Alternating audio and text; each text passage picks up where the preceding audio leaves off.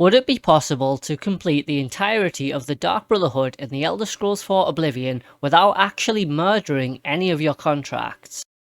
So, just in case anyone is new to the game or maybe hasn't played any of the Dark Brotherhood questlines, the Dark Brotherhood are essentially a guild of assassins whose sole purpose it is to kill and murder people. So I'm going to try and complete the entirety of this guild without murdering a single person.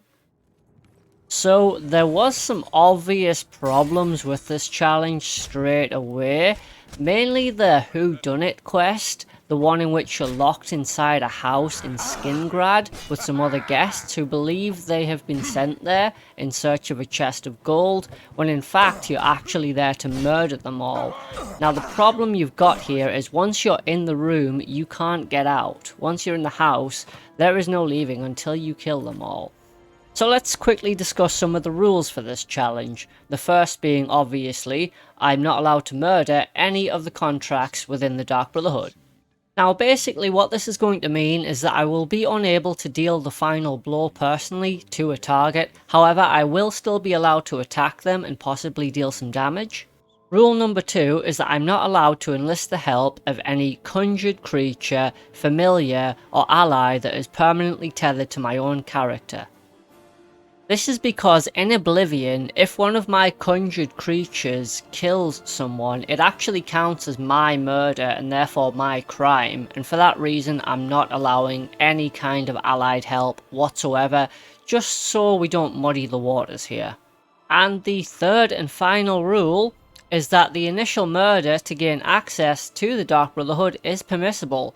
This is because it's a murder prerequisite to the Dark Brotherhood and not part of the Dark Brotherhood questline, and therefore I'm allowing it. Okay then, so now that we've got all the rules out of the way, let's complete the Dark Brotherhood in Oblivion in a way that the developers never intended. So the very first thing that we have to do in order to start the Dark Brotherhood questline is to murder someone. Now just in case anyone's a little bit confused about why I'm allowed to do that for this challenge, it's because this challenge is to try and complete the Dark Brotherhood without murdering my assassination contracts. As far as I'm concerned, I can kill the whole of Cyrodiil, but I'm not actually allowed to murder the contracts within the Dark Brotherhood. I decided that I wouldn't be allowed to kill Rufio for this challenge, as it is actually a quest given by the Dark Brotherhood speaker himself, and therefore I would have to find an alternative route to get into the Dark Brotherhood. So how I actually managed to deal with Rufio is I cast a illusion spell called Rage on him, which would force him to attack me, at which point I knew I would need somebody else to kill Rufio on my behalf. At first I tried luring Rufio down to the Farragal Inn in the hopes that there would be a guard or someone who would help attack Rufio in order to actually kill him, but nobody seemed interested in doing so, so I would have to find another route to take him out. Now as luck would have it, I happened by a wolf along the Green Road while Rufio was chasing me, and it was actually the wolf that managed to end up killing Rufio. So once you're initiated into the Dark Brotherhood, your first contract is to kill a pirate captain by the name of Two Sword.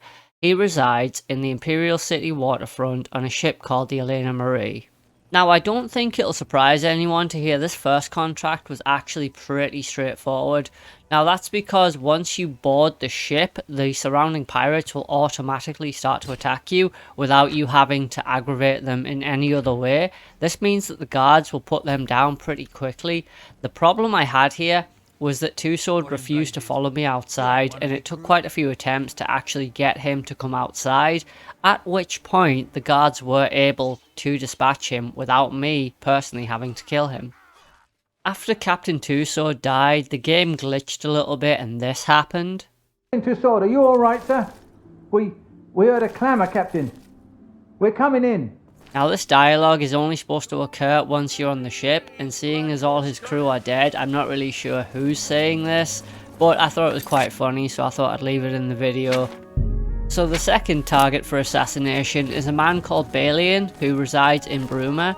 Now he has a manservant named Grom who you're not supposed to kill. If you want the reward for the contract, you're supposed to sneak into his house and release wall fastenings, which will basically make a trophy mount drop on his head and kill him, making it look like an accident.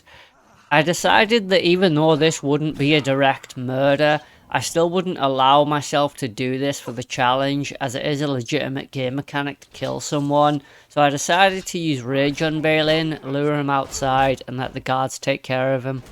So contract number 3 is possibly the most interesting and enjoyable contracts in the Dark Brotherhood. Target is a dark elf named Valen Dreth. He thinks he's safe in prison. He is tragically mistaken. It's the contract in which you have to sneak through the Imperial City sewers back through the tutorial until you come to Valen Dreth. You know, the Dark Elf who was across from the prison at the start of the game. Yeah, you get to kill him. Or normally you would get to kill him, but for this challenge, obviously, I can't actually assassinate anyone. So I'd have to find someone else or some way of doing it for me. Now, lucky for me, I didn't actually have to manipulate any game mechanics here at all, because as soon as you let Valen Dreth out of the cell, the guards will apparently attack him and kill him. Killing Phalian was actually pretty straightforward. All I did was use Rage on him, which caused him to first attack and kill his girlfriend and economic benefactor, before we headed downstairs in the hotel, where the residents finished him off. Killing Francois Mortieri is easily the most ideal contract for a challenge like this. This is because this is the only Dark Brotherhood contract in which you are required not to kill someone, but rather fake their own death and revive them later. Now this is an interesting contract because this is the only Dark Brotherhood contract in which the target is required to survive. If the target does die, it doesn't actually matter and you can progress with the Dark Brotherhood, but it's still quite interesting. The next contract is to kill a bandit warlord by the name of Roderick who resides at Fort Such. Now there is quite a bit of lore and conspiracy theories around Such, but I won't go into those in this video. So I'd be quite interested to hear what you guys have to say about the Roderick assassination, because it was full of ifs and buts. Basically, the way you're supposed to assassinate Roderick is to replace his medicine with some poison. I actually thought this is where this challenge was going to end, but then I realised that when you swap the medicine with the poison, it doesn't actually count as a murder on your inventory screen. It's basically just you putting a poison into a chest and walking away. So the game doesn't actually count it as an actual murder, and for that reason this quest is actually totally fine. So assassination number 6 has you working with Ochiva, and this was one of the most awkward quests to do. That's because, like I said at the start of the video, you're locked in a room with the other guests and you have to kill them all without anyone suspecting it was you. Now, you have no allies and no help for this quest. I did try to get them to rage attack each other, but it just didn't work as they always just try to attack me. So I reloaded and talked to Fafnir to get the key and start the quest. I then proceeded to pickpocket him, getting me exiled from the Dark Brotherhood, at which point I headed into the manor because I now had the key, and I slept for an hour until the Wrath of Sithis appears and began to attack me. Now that I had a hostile creature within the building, I felt pretty confident that I could make him attack the other guests. The problem here is that he wouldn't. He was only solely interested in attacking me. However, I discovered after I hid behind Neville that the Wrath of Sithis could actually try and attack me, but actually end up hitting one of the other guests, instantly killing Neville. I then knew that I could do that with the rest of the guests. Eventually, after a lot of running and dodging around, some of the guests actually did start to attack the Wrath of Sithis, but the Wrath of Sithis just continued to attack me and ignore the guests. I'm 90% sure that when it killed Nels here, it was a complete accident. Even though Nels was attacking the Wrath of Sithis, I really don't think it did turn on them. It was just going for me. I only just turned around at the last second to see Primo falling to the ground, so I guess it killed him as well, although I didn't really get to catch it. And after what felt like an eternity, the last guest finally went down to the Wrath of Sithis. After that, I was able to dispatch the Wrath of Sithis, rejoin the Dark Brotherhood, and complete the quest without killing anyone. So assassination number 7 was the murder of Adamus Phillida, who is a captain of the guard who has actually retired. Now, the way you're supposed to do this quest is to use the Rose of Sithis to assassinate him, but I cannot stress this enough. This quest required the most amount of time and work to actually do. It actually took me 4 hours to prepare just for this one assassination. The problem I had here was that if I attacked Adamus Phillida, every single guard in Leywin would come to attack me. Using Rage didn't work on Adamus either. I think it's because his level was a little bit too high, but I couldn't get anyone else to attack him for me. So it was at this point I was pretty much totally stumped until I had an idea. Now, this idea involved using a spell that I had never actually used once in Oblivion, but I decided to give it a try. But before I wasted a lot of time, I decided to save the game and use console commands to see if my theory would actually work. Once I realised that my plan was actually going to work, I reloaded the previous save because I had absolutely no intention of using console commands to complete this challenge. I just wanted to see if it would actually work, because what I planned was going to take hours to actually achieve. So first of all, I realised that I was going to have to be a higher level. I began to power level illusion, anything that would get my endurance up, as well as intelligence, because I was going to need a decent amount of magicka and an illusion skill of at least 75. After power leveling to a sufficient level, I purchased a spell called Dominate Humanoid, at which point I travelled to Frostcrag Spire to custom make a spell that would dominate humanoids up to level 25. So to actually take him down, I first began with crafting a few poisons and using all of them on him, just to weaken him a little bit. Then, when he was sufficiently squishy enough, I used my new Dominate Humanoid spell so that he would actually start attacking his fellow guards. Realising this, the other guards turned on him, and with a few hits were able to kill him for me.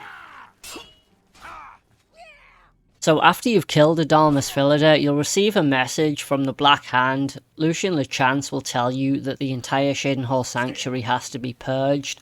This is a really fun mission because you get to kill everyone in the Shadenhall Sanctuary, but doing this challenge is obviously going to be quite hard because I'm not allowed to kill anyone. So in order to kill Orchiva, I had to first attack her and then use Dominate Human on Tainava and set brother against sister.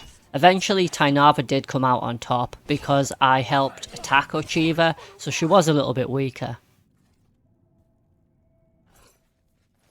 Grogan was next on the hit list, but much like Orchiva, I got Tainava and others to help do my dirty work for me. So it does have to be said that it was really quite funny watching the members of the Dark Brotherhood in the Shadenhall Sanctuary absolutely slaughter each other. They created their own purge, and as far as I'm concerned, I had nothing to do with it.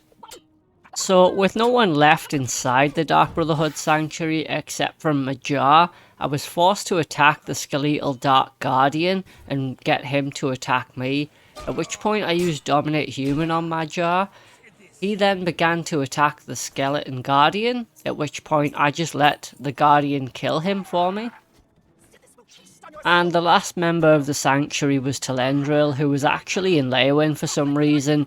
I started a fight with her out in the street and the guards finished her off.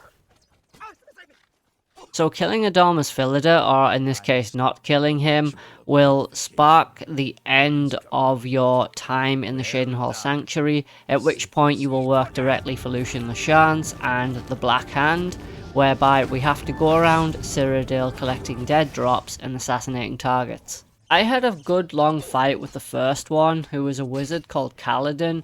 There was a few fireballs and poisons exchanged, however it was actually one of the ghosts within the cave that actually dealt the final blow, so I got pretty lucky here. So my next set of targets are arguably the most famous targets within the Dark Brotherhood questline, and that is of course the Draconis family. This quest involves dotting around Cyrodiil, killing each member of the family. After I started assaulting her, she ran away from me, and I was actually really concerned that Shadowmere was going to end up finishing her off.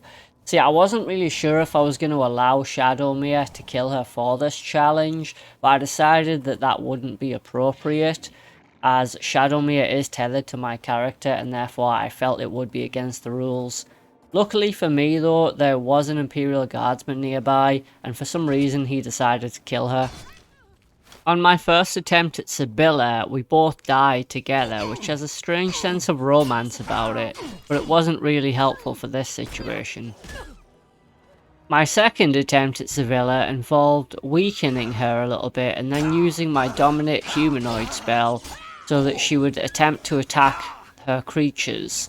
And I didn't actually see it because I was running away, but I think her wolves and rats finished her off. Well, I do know that to be the case because the green compass marker was still there when I was running away, so it was definitely her rats and wolves that did end up finishing her off. So Caelia Draconis will actually attack you so long as you mention her mother. Now, she will get the other guards involved, but as long as you use Dominate Humanoid on her, she'll start attacking her own guards, at which point the guards will kill her. Matthew Draconis seemed to have one too many pints or rage spells in the local pub and started attacking me, at which point I used Command Humanoid and let the crowd finish him off. You'll never take Andreas Draconis was a little bit on the sensitive side. All I did was tell him that his mother bled like a pig and he started to attack me. Luckily there was a guardsman nearby and he dispatched Andreas quickly for me. Now I did actually have to hold Shadowmere back here while this fight was going on, because if Shadowmere had killed him then I would have viewed this as a failed attempt. Jagasta was actually really strong. He's a Khajiit with a mastery of hand-to-hand, and he also bribed the guards to look the other way in case a fight breaks out, but I used Dominate Humanoid to get the guards on side, and they managed to kill him for me. So after you kill the Draconis family, the Dark Brotherhood takes quite an interesting turn, but if you don't know, I'm not going to spoil it for you. But basically, there are some more targets dotted around Cyrodiil that we're going to have to assassinate. Now, one of them is called Cherise. Now, she's an Argonian living in a cave that's pretty much flooded with water, which I suppose is okay for her because Argonians can breathe underwater. But there wasn't really any way I could get rid of her inside the cave, so I had to get her to follow me all the way out to Breville, where one of the guards would eventually take her down. Our next target was a dark elf named Alval Ulvani. But after casting Rage on LC Godhater, the whole tavern just kind of went into one big fight and they killed him for me fairly easily. The next target was a Nord high up in the Gerals called Halverston Horblood. Now he was quite hard to take out, he's very very strong. I did manage to get him to follow me all the way to Bruma. It did take a little bit of time, but eventually the guards took him out as well. And finally, our last target is a wood elf named Ungolim, who hangs around in Braville at the statue of the old lady for reasons we will go into later. I was able to use Command Humanoid on the local guard as well as attacking Ungolim myself to try and weaken him a little bit before the guard eventually took him out. It's at this point where we are approached by Lucian Lechance, and get ready for the big reveal guys. It turns out we've been killing off members of the Black Hand. Yes, we've actually been killing members of the Dark Brotherhood, the higher ups. So there is a little bit more work to be done for the Dark Brotherhood, a little bit of investigating, but it doesn't involve any murders, so we're going to jump straight right to the end of the Dark Brotherhood, which is the final mission before you become the listener, which is to kill the traitor of the Dark Brotherhood. So I actually really did need to help take down Matthew Bellamont here. I used a few potions to weaken him up a bit, but I made sure not to deal the final blow on him. So this exact moment right here, this is where we have completed our challenge. We have successfully completed the Dark Brotherhood without murdering any of our contracts. So I just wanted to finish up by showing you guys my character log. As you can see, I only have one murder on the log, and that was from the beggar that I killed to actually join the Dark Brotherhood. I do have 25 people killed, but that was due to fighting bandits and stuff while I was power leveling and doing a little bit of side questing to get some money together, but we only have 1 murder. Had I actually killed my Dark Brotherhood contracts, that number would be so much higher. Well, that just about does it for today's video, guys. I just want to thank you all so much for watching. Thank you for all the support recently. There are going to be more Oblivion videos coming now. I'm going to really start getting into Oblivion lore and challenges a bit more because I really enjoy doing it. I just want to thank you once again for watching. Please like, subscribe and all that good stuff. Leave in the comments if you do have any or any video suggestions, and I will see you guys next time. Take care.